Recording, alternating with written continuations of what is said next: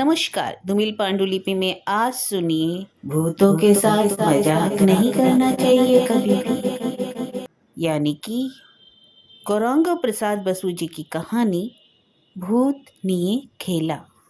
बाहर बारिश बहुत तेज हो रही थी। रात भी काफी हो गई थी और हम दोस्तों का अड्डा जमा हुआ था और ताश की बाजी भी उसके साथ जमी हुई थी सुधांशु मलिक के घर पर। मैंने और सुधांशु ने मिलकर अब तक 2 ताश की बाजी जीत ली थी। इसमें तकरीबन हमको 1000 रुपए का जीत हुई थी। इसके बाद तीसरी बाजी खेलने से पहले ही हम दोस्तों के बीच झगड़ा हो गया। अरे तू ऐसे क्यों खेल रहा है, बेईमानी क्यों करने लगा, इसी प्रकार खेलना है तो ऐसे हम लोग नहीं खेलेंगे। आपस में हम सबके झगड़ा होने लगा कि इसी समय घड़ी ने टंग टंग की आवाज लगाई। हमने सुन देखा तो घड़ी में 10 बज रहे थे। मैंने अब तक 1000 रुपए कमा लिए थे। अब तो महादेव और सुधांशु में भी झगड़ा होने लगा था कि 10 बज गए, पर बाहर बारिश बहुत तेज हो रही थी। इस पर महादेव ने कहा कि चल भाई चल, और एक ताश की बाजी लगा, देखे पहले तीसरी ताश की बाजी खत्म होती है या बाहर की बारिश। बारिश खत्म हो गई पहले तो हम लोग घर चले जाएंगे, नहीं तो ताश ही खेलते रहेंगे। मैंने कहा पर हम लोग घर जाएंगे कैसे, किंतु मेरी बात पर किसी ने ध्यान नहीं दिया। बाहर की बारिश थमने का नाम नहीं ले रही थी, पर अब क्या किया जाए। मेरी बात पे ध्यान ना देते हुए महादेव ने फिर से ताश की बाजी लगाना शुरू कर दिया और ताश बांटने शुरू भी कर दिए। हम लोगों ने ताश उठाकर खेलना शुरू ही किया था कि इतने में ही दरवाजा खोलकर प्रवेश किया सचिन ने। सचिन की बरसाती और छाते से इतना पानी बरस रहा था जैसे कि सारी भारी की बारिश को अंदर ले आया। सुधांशु ने जल्दी से उठकर उसकी बरसाती और छाता उसके हाथ से लेकर बाहर रख दिया और फिर हम सब लोग ताश खेलने बैठ गए। मैं सचिन को जानता था। उसे ताश खेलने के लिए इनवाइट करना मतलब अपने धीरज की परीक्षा देना था। वो ताश खेलता नहीं था, पर घर भर में घूम घूम कर सबको पत्ते बताता था। इसी काम में उसका मन लगता था, किंतु आज उसका मन ताश खेलने में नहीं था और ना ही हमारे साथ बातचीत करने में। थोड़ी देर बैठने के बाद ही सचिन ने कहा, अच्छा ठीक है, मैं अब चलता हूँ, मुझे 11 बजे बेलेघाटा पहुंचना है। हम लोग रहते थे श्याम बाजार और सचिन रहता था हाथी बाजार। तो मैंने कहा चलेंगे तो एक ही साथ चलेंगे ना, अभी क्यों जा रहा है, थोड़ी देर रुकना। नहीं, देर करने से नहीं चलेगा, 11 बजे तक मुझे बेलेघाटा पहुंचना ही है, देरी करने से बहुत काम रुक जाएगा। अरे तुझे बेलेघाटा में इतनी रात को क्या काम है। इतने में महादेव ने कहा, यार शनिवार है ना। बस सचिन ने इतना ही कहा। 11 बजे मुझे हर हालत में बेलेघाटा पहुंचना है। और कोई समय होता तो इस बात का जवाब वह मजाक से देता और हम लोग भी उसका बहुत मजाक उड़ाते, पर आज वह एकदम मजाक के मूड में नहीं था और ना ऐसा समय था, इसलिए उसने एक छोटा सा उत्तर दिया कि नहीं, वह हर हालत में मुझे 11 बजे तक बेलेघाटा पहुंचना है। अरे हम लोग सब जानते हैं कि तेरा वह भूतों का अड्डा जमेगा ना वहां पर। इतने पे महादेव ने कहा, अरे वहां हम लोगों को भी एक दिन लेकर चलना। उसकी बात सुनते ही सुधांशु ने भी उसकी हाँ में हाँ मिलाते हुए ताश के पत्ते फेंके और कहा, दूसरे दिन क्यों, आज ही चल करते हैं ना, इसके बेलेघाटा के भूतों से मिलकर आते हैं। बात सुनते ही भावेश ने भी पत्ते फेंके, चल छोड़ आज सब काम, चलते हैं, आज इसी के साथ चलते हैं और बेलेघाटा के भूतों से मिलकर आते हैं। हम सब लोग इस भौतिक प्रस्ताव से बहुत खुश हो गए, सिर्फ सचिन को छोड़कर। उसमें कोई ऐसा विशेष उत्साह नहीं दिखाई दे रहा था कि वो हमें ले जाए। उसने कहा भी कि आज मत चलो, किंतु चारों तरफ से प्रतिवाद होने लगा, आज नहीं, कल नहीं, आज ही लेकर के चलो, हम लोग भी सब चलेंगे। सब ने मस्ती में कहा। सुधांशु ने भी इस बात पे जोर दिया। सुधांशु के पापा की सिफारिश पर ही सचिन को अभी नई नौकरी लगी थी, इसलिए वह सुधांशु की बात का ज्यादा प्रतिवाद नहीं कर पाया। इस वजह से उसने कहा, चलो चलते हैं। उसकी आवाज जैसे ही सुनाई दी, हम सब लोग थोड़ी ही देर में सुधांशु की गाड़ी में सवार होकर बेलेघाटा के लिए निकल पड़े। पूरा रास्ता अंधेरे से और पानी से भरा हुआ था। पानी भरे रहने के कारण गाड़ी रुक रुक के चल रही थी, किंतु अंत तक बेलेघाटा में हम लोग पहुंच गए। जहां पर गाड़ी रुकी हम सबको हैरान कर देने वाली जगह थी, क्योंकि बेले घाटा में इतना सुंदर और इतना बड़ा आधुनिक घर और बंगला हमें देखने को मिलेगा, ऐसी कल्पना भी हमने नहीं की थी। गाड़ी जिस बंगले के सामने जाकर रुकी, हम लोग हैरान रह गए। पूरा घर आधुनिक बंगले की तरह था। बंगले के बाहर 8-10 गाड़ियां खड़ी थी। सचिन ने कहा, चलो चलो जल्दी करो, हम लोग आ गए हैं। किंतु इतना कहने पर भी सचिन जैसे जल्दी चलने को तैयार नहीं था। इस पर सुधांशु ने कहा, अरे पहले उतरकर हमारे आगमन की सूचना सबको देगा या हम सबको खुद ही जाना होगा? सचिन ने कहा, देता हूं, पर हम सब एक साथ ही जाएंगे, पर इससे पहले तुम सबको मेरे से एक वादा करना होगा कि वहां जाकर कोई शैतानी बदमाशी या किसी भी तरह की अभद्रता नहीं करेगा। सचिन ने जो आशंका की थी गलत नहीं थी। बारिश की रात में इतनी दूर भूतों से मिलने आना, हम लोग शांति से तो बैठ नहीं सकते थे, और इतना अच्छा सुयोग महादेव और सुधांशु छोड़ नहीं सकते थे। और भावेश तो खड़े होकर गोलमाल देखने में माहिर था, और हम लोग इन सब गोलमाल करने में ज्यादा माहिर थे। पर हमने कहा, हम सब ऐसा कुछ नहीं करेंगे, अब तो चल। पर सचिन ने कहा, नहीं, पहले तुमको मेरे से वादा करना होगा।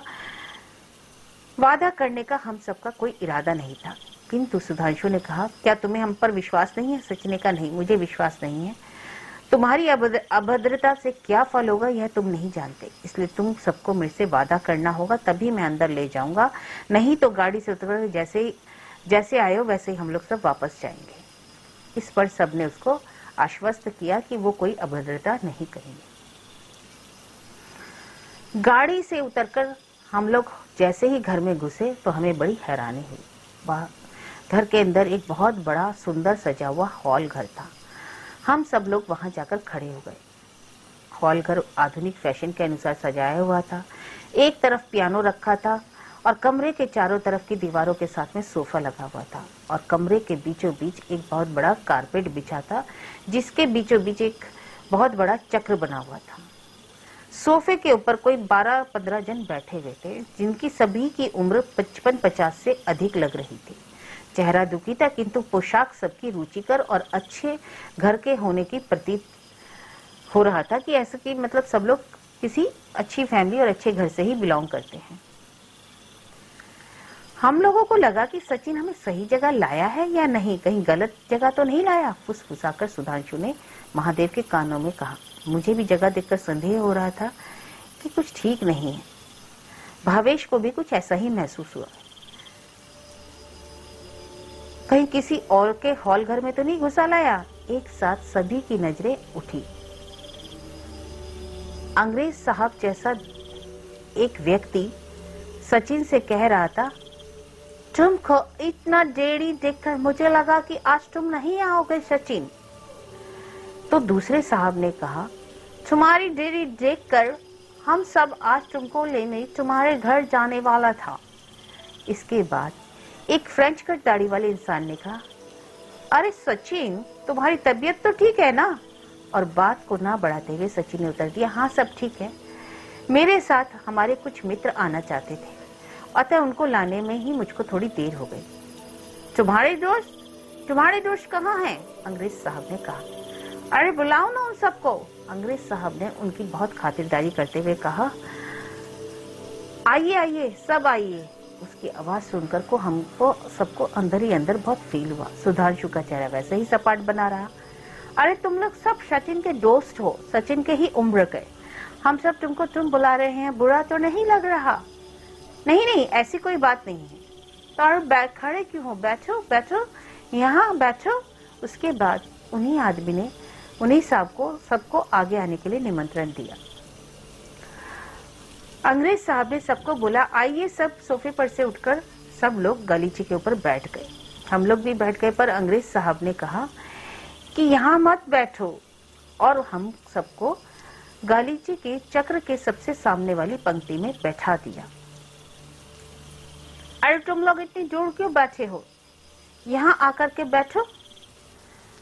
इसके बाद अंग्रेज साहब दीवार अलमारी से 4 धूपदानी निकाल कर लाए, और जमीन के बीचों बीच एक जो चक्र था उस चक्र के आसपास चारों धूपदानी लगा दी, और उसके बाद उसमें एक मोटे चंदन की धूप लगाकर जला दी। यह सब करने के बाद उन्होंने सचिन को आवाज दी, सचिन चले आओ। हमने देखा सचिन धीरे धीरे चक्र के एकदम बीचों बीच जाकर बैठ गया। सुधांशु मेरी तरफ देखकर धीरे धीरे हंसने लगा, किंतु यह हंसी मुझे अच्छी नहीं लगी क्योंकि वातावरण मजाक करने वाला नहीं था। मेरे मन में अजीब सी शांति छा रही थी। ये क्या चीज है? क्या हम भीतर से मिलने आए थे? ये मजा आएगा, भूत से मिलेंगे, ऐसे विचार अब मेरे मन से गायब हो रहे थे। मेरा मन विचलित हो रहा था कि यहाँ हमें नहीं आना चाहिए था। इसके बाद अंग्रेज साहब दीवार के पास जाकर खड़े हुए। उन्होंने धीरे से कहा, सबसे कहा, अब बैठक शुरू होती है। उन्होंने चारों तरफ जलने वाली लाइट को एक एक करके बंद कर दिया और साथ ही साथ चक्र के ऊपर बीचों बीच 2 नीले कलर के बल्ब जला दिए। पूरा घर अंधेरे से भर गया था, किंतु नीले बल्ब के जलने के बाद भी अंधेरा दूर नहीं हुआ। अचानक लाइट बंद होने के साथ साथ मेरे मन का उत्साह भी खत्म हो गया। इसके बाद मैंने देखा कि जैसे ही लाइट बुझ गई, अंग्रेज साहब धीरे धीरे करके सचिन के पास आकर बैठ गए और उससे कुछ फुसफुसाकर बोले। इसका सचिन ने क्या उत्तर दिया हम लोग सुन नहीं पाए। इसके बाद हमें अंग्रेज साहब की आवाज सुनाई दी, सुधांशु, सुधांशु, तुम कहाँ हो सुधांशु? सुधांशु ने कहा, हाँ मैं यहाँ बैठा हूँ। बोलिए क्या बात है? सुधांशु, तुम आज बैठक में पहली बार आए हो, इसलिए आज पहली बार आह्वान करने का अधिकार मैं तुम्हें देता हूँ। आज तुम जिसको चाहे, मेरा मतलब जिसकी आत्मा को चाहे, यहाँ पर बुला सकते हो। सचिन के ऊपर उसकी आत्मा आएगी और उनसे जो भी प्रश्न तुम करना चाहो कर सकते हो। किंतु सुधांशु ने कहा, वह प्रश्न का उत्तर सचिन नहीं देगा, यह पता हमको कैसे चलेगा वह सत्य है या असत्य है? इस अविश्वास के साथ सुधांशु ने कहा।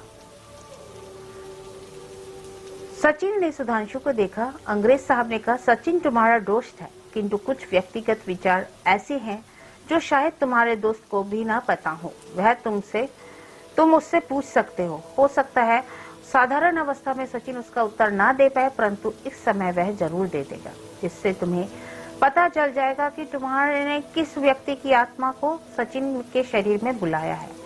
तुम्हारी जो इच्छा हो उससे तुम कोई भी प्रश्न कर सकता है। सचिन ही इसका बहुत अच्छा माध्यम है, बहुत अच्छा मीडियम है। आज हमें आत्मा का आह्वान करते हुए 30 इयर्स का हो गया है यह काम करते हुए, और सचिन इसका सबसे अच्छा बेस्ट मीडियम आज तक हमें नहीं मिला। अतः तुमको उस पर विश्वास करना होगा। तुम किसी भी परिचित आत्मा का आह्वान करके देख सकते हो। सुधांशु ने कहा, अच्छा ठीक है, मैं अपने एक भाई की आत्मा को बुलाता हूँ। उसको मेरे सभी दोस्त जानते हैं, यहाँ तक कि सचिन भी जानता है। सुनते ही हम लोग हैरान रह गए। सचिन का कोई भाई मर गया? हमें तो आज तक इस बात का पता नहीं था। सुधांशु के दोस्त जो सुधांशु के भाई को अच्छा से जानता है, सब एकाग्रचित होकर उसके भाई को याद करो, उसके नाम का स्मरण करो, कहकर वह आदमी चुप हो गया और सुधांशु की तरफ देखकर किसी को समझ में नहीं आया कि सुधांशु क्या कहेगा। सुधांशु एक बार फिर अपने भाई का नाम बोलो। सुधांशु ने कहा, सितांशु मल्लिक। सितांशु मल्लिक का नाम सुनते ही हम लोग सब हैरानी से सुधांशु की ओर देखने लगे। सचिन को भी बहुत हैरानी हुई, किंतु उसने कुछ बोला नहीं। तुम सितांशु को जानते हो सचिन? उसने कहा हाँ।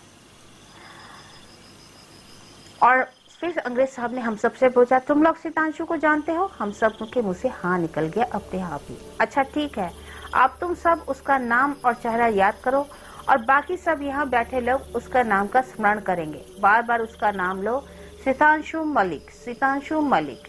रेडी सचिन? साथ ही साथ अचानक पूरे घर में अस्वाभाविक अंधकार और निस्तब्धता छा गई। बाहर बहुत तेज बारिश हो रही थी और उसकी एक टान आवाज आ रही थी, जिससे वातावरण और भी गंभीर हो गया। एक एक मिनट एक एक युग के समान हो गया। 15 मिनट बीत गए। यह 15 मिनट बीते जाने के बाद साहब बोले, अरे ये क्या हुआ सचिन, तुमको इतनी देर क्यों लग रही है? इतना देर तो तुम्हें कभी नहीं होता। सचिन ने किसी बात का जवाब नहीं दिया। अंग्रेज साहब सुधांशु की तरफ मुड़कर बोले, सुधांशु, तुम सितांशु को सच्चे मन से याद कर रहा है? सुधांशु ने कहा हाँ। और तुम सब दोस्त लोग, तुम लोग याद कर रहे हो? सब ने कहा हाँ। अब हम लोगों को बहुत परेशानी हो रही थी। सुधांशु का भाई था। मरना तो दूर की बात है, उसे तो आज तक कोई बीमारी भी नहीं थी। बहुत ही स्वस्थ और दंड बैठक खेलने वाला एक स्वस्थ इंसान था। यह बात हम सब जानते थे कि वह एक पहलवान भी है। और इस बारिश में जागने की बजाय वह तो खा पीकर मस्ती से सोया होगा। इसलिए हम सबको मनी मन हंसी भी आ रही थी।